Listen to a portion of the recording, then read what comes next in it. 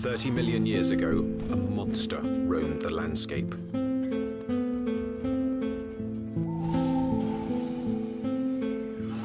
This was the biggest beast to live in North America since the dinosaurs. Look at the size of that skull. Look at all those teeth in there. There is no animal like this anywhere. It's biting. But this creature's true character has baffled the world's best paleontologists. It might look like a pig, but it's more vicious than a grizzly bear. One thing is for sure, this beast was so frightening. Some call it the pig from hell.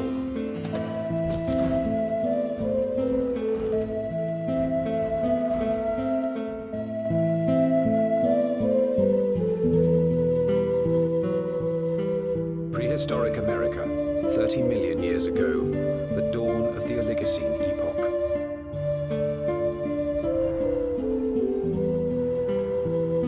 The Earth was cooling, and as temperatures dropped, the landscape began to change. In what would someday be Nebraska, Wyoming, and South Dakota, tropical forests gave way to a radically different environment. As forests disappeared, animals had to adapt to a dangerous new world of wide open spaces with nowhere to hide. A world where there was only one way to survive: run for your life. Camels become adapted for open country. Horses become adapted for open country, and you have to be able to escape your predators by being fast runners. As prey animals became harder to catch, predators also had to change. In this arms race, it took speed and jaw power to stave off starvation. There were nimravids, cat-like creatures with saber teeth, which could kill with one quick bite. And the fearsome Hyenodon, with its lethal jaws.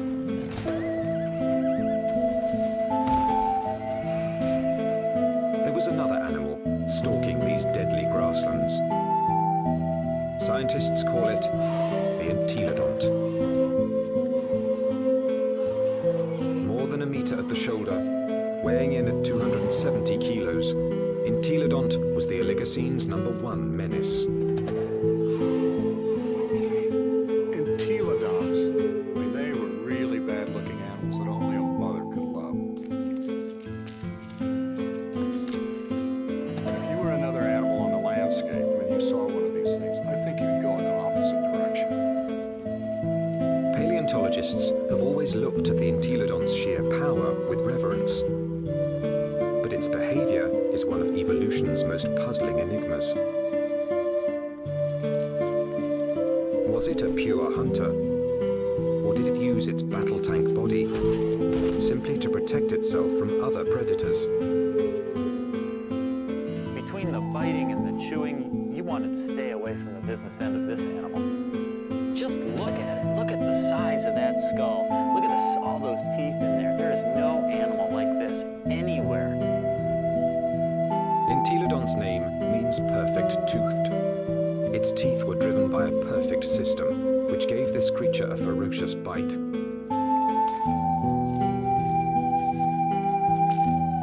Its jaw power came from two massive cheekbones that leveraged the muscles and supercharged them, driving the deadliest jaws of its time. Jaws that could open 90 degrees and could clamp down harder than a hippo's or a crocodile's. This beast was bioengineered to bite.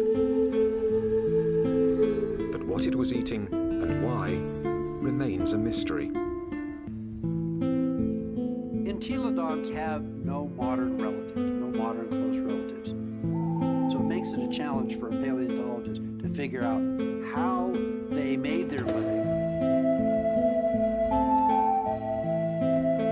What would an animal with such an enormous flange on its face, such enormous teeth, be eating? What was it doing? Entelodont fossils first caught the attention of scientists in the 1850s. They decided it was a bear-like creature. But then grooves in the teeth suggested that entelodonts were digging for plant roots, meaning that they literally ate like pigs. Today, scientific analysis has confirmed that the entelodont's closest living relative is the pig. But while this creature has some pig-like features, scientists have struggled to place it in any one category. In many ways, they're analogous to pigs, but they're also analogous to bears. They're also analogous to hyenas. Nobody's thought about these animals before. And there's no animal alive today that is a direct comparison to entelodonts. The lifestyle of entelodonts has provided paleontologists with difficult questions. A new generation of scientists is looking at the entelodont to determine why this plant-eating animal had teeth like a carnivore. Entelodont jaws held 4 different kinds of teeth: canines, incisors, premolars, and molars at the back. The back molars were ideal for grinding vegetation, but it's hard to imagine that the entelodonts would have needed such lethal canines and incisors just to grab plants. Then, in 1993, a discovery suggested that entelodonts were chewing on much more than plant roots. We've got a set of vertebrae here. Some neural spines are evident.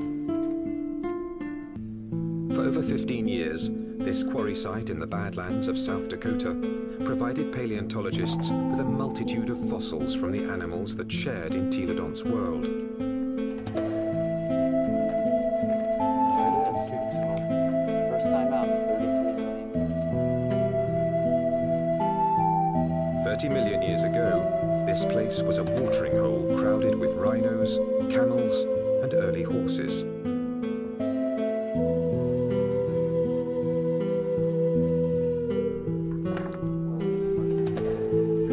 Scientists also found one of the largest collections of entelodont bones in the history of North America.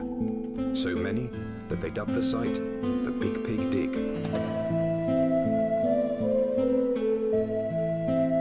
Fossil hunters also found the prehistoric equivalent of fingerprints. Entelodont teeth marks all over the bones of the biggest and fastest animals of its time. These represent bite scars along the dorsal margin of this rhinoceros skull. Well, what could make these marks? If we take an entelodont skull, we see that the premolars are widely spaced apart.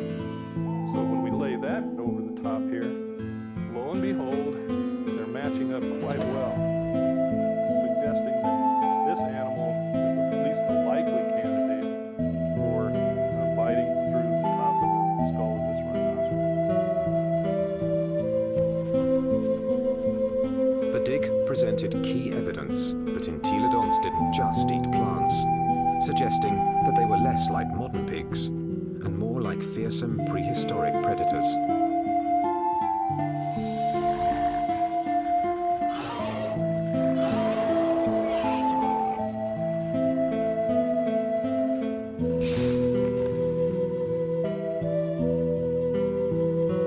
If we look at the front of the mouth of an entelodon, it's got a very strong bite that's interlocking. The teeth come together like that. The tips of the teeth don't touch each other, so it's not really specialized for cropping vegetation.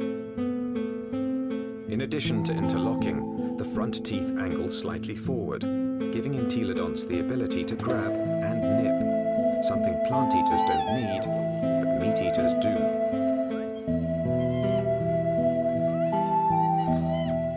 The incisors and the canines are perfectly capable of tearing a bite out of a carcass. But dentition isn't the only reason paleontologists believe the entelodont was a dedicated carnivore. Under Wyoming's rugged terrain, scientists are finding more and more bones bearing the signature of entelodont's powerful jaws.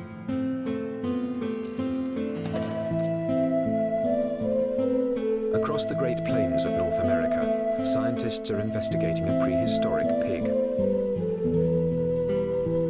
Entelodont enteledont has the teeth and jaws of a fierce predator, but its long, thin legs and cloven hooves suggest it might not be a very good hunter, because it couldn't use them to grab prey.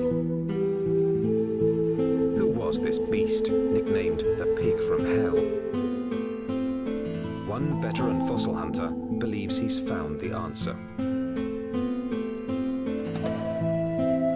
I look at him as an attack predator, that he was top-of-the-line predator, just like the lion is today in Africa, and just like T-Rex was in the late Cretaceous.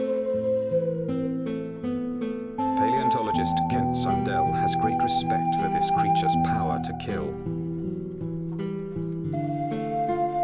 At Wyoming's White River Formation, he's found what he thinks is ultimate proof of its hunting prowess. 25 million years ago, this was a flat plain near a river where horses, camels, and rhinos gathered to drink.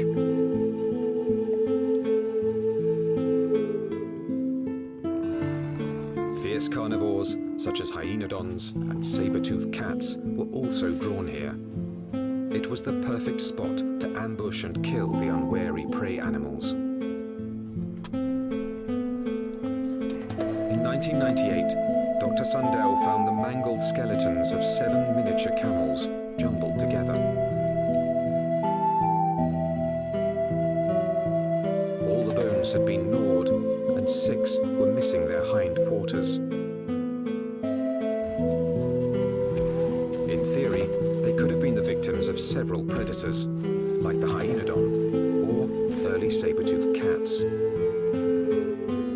But when Dr. Sundell matched up the teeth from White River's meat-eaters with the bite marks on the camel's bones, only one fitted.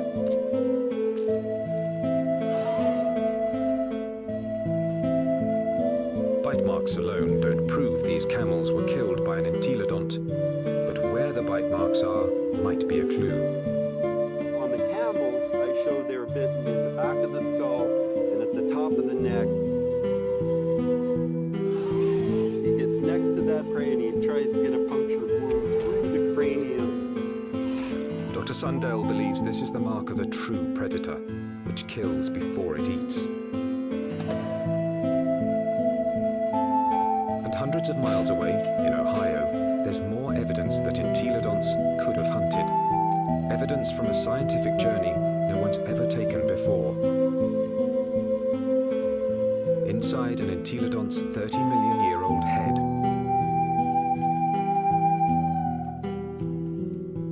At Ohio University, anatomist Larry Whitmer uses a CT scan to electronically model the brain surfaces of prehistoric animals. When he modeled his first entelodont brain, he noticed something unusual. This animal's eye sockets face right back out at us. What that tells us is that this animal almost certainly had binocular vision, meaning the visual fields overlap, which allowed them to have some depth perception. Larry Whitmer believes entelodonts' eyes help to identify it as a predator. There's a decent chance that this animal has binocular vision as a predatory adaptation to actually spot prey and actually judge their distances, which you might actually expect an ambush predator to have. So it could actually jump at the right speed and the right distance in order to capture its prey.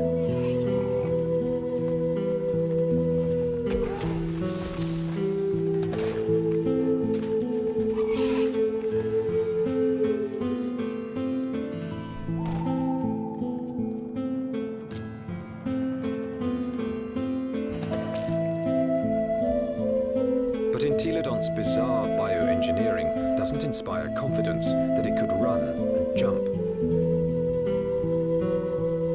Its body bones are light compared with its massive skull. But in fact, entelodonts easily carried their enormous heads without tipping over, using powerful packs of muscle bulging from the top of the spine to the legs and from the back of the head to the tail. The animal's head was cantilevered out in front of its body with these ligaments that ran from these spines down to the skull. It had full muscle all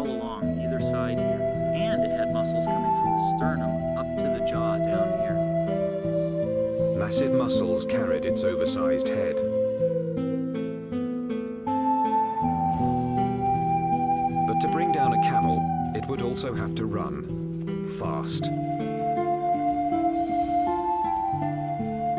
that's when the entelodon's agile, lightweight body may have paid off. There's just one problem. When a predator catches its prey, it relies on its claws to grab it and bring it down.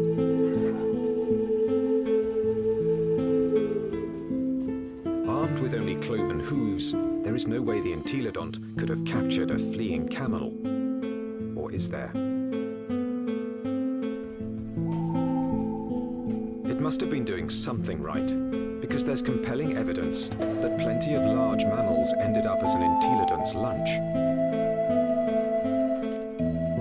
Well, looks like there's a lot of bones coming out along here, and right here we have a really large limb bone. We found evidence that entelodonts have bitten into all sorts of bones, including rhinoceros bones. They've been biting into camels. We found evidence that they are biting into the long bones of rhinos. The bite marks that we see are these two. This would be Kent Sundell believes White River's camel skulls reveal how a cloven-hooved predator captured its prey. he runs up, he gets next to that other prey, and he tries to get a puncture wound through the cranium or into the very back of the neck. And then the long snouts that I move around. Entelodont expert Scott Foss disagrees with Kent Sundell's scenario. I doubt an entelodont used its teeth in order to capture other prey. It probably used its larger bulk and ability to accelerate to just run into the animal, knock it over.